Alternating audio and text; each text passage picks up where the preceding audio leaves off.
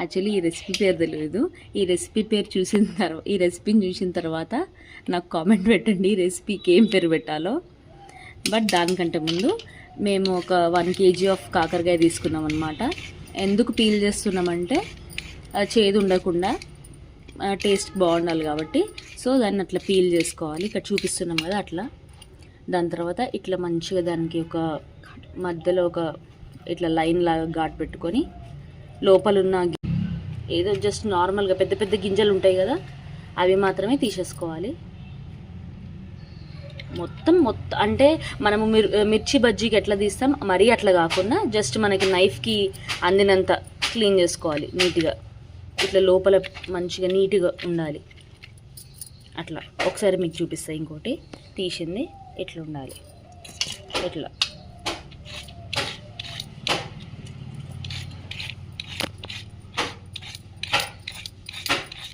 So next దీని తర్వాత ఏం ప్రాసెస్ ఏంటో నెక్స్ట్ కంటిన్యూషన్ చూద్దాం.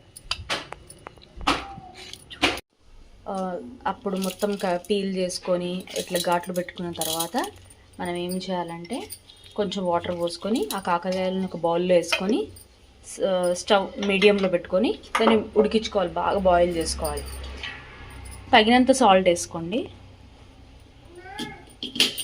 నిమ్మకాయ వేస్తున్నాం. మీ ఇష్టం, మీకు కావాలనుకుంటే చింతపండు వేసుకోవచ్చు. బట్ మేమైతే లెమన్స్ ఉన్నాయి కాబట్టి లెమన్స్ వేస్తున్నాం. కేజీ కాకరకాయలకి మేము 3 lemons తీసుకున్నాం అనమాట. సో అట్లా స్క్వీజ్ చేసుకోవాలి మొత్తం లెమన్స్ని పిండి. లెమన్ జ్యూస్ మొత్తం అట్లా 3 lemons పిండాలి. అవి బాగా బాయిల్ కావాలన్నమాట.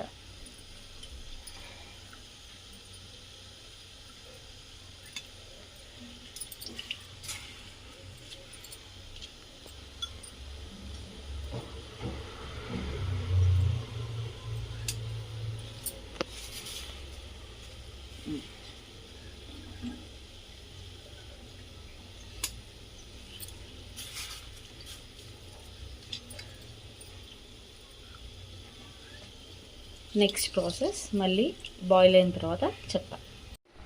హైలో పెట్టుకోవాలి. స్టవ్ హైలో పెట్టుకొని ఒకసారి మధ్యలో మనం మిక్స్ చేసుకుంటూ ఉండాలి. ఎందుకంటే అట్లా చేస్తే ఏంటంటే తొందరగా బాయిల్ అయితే అన్నీ మంచిగా ఉడుకుతాయి అన్నమాట.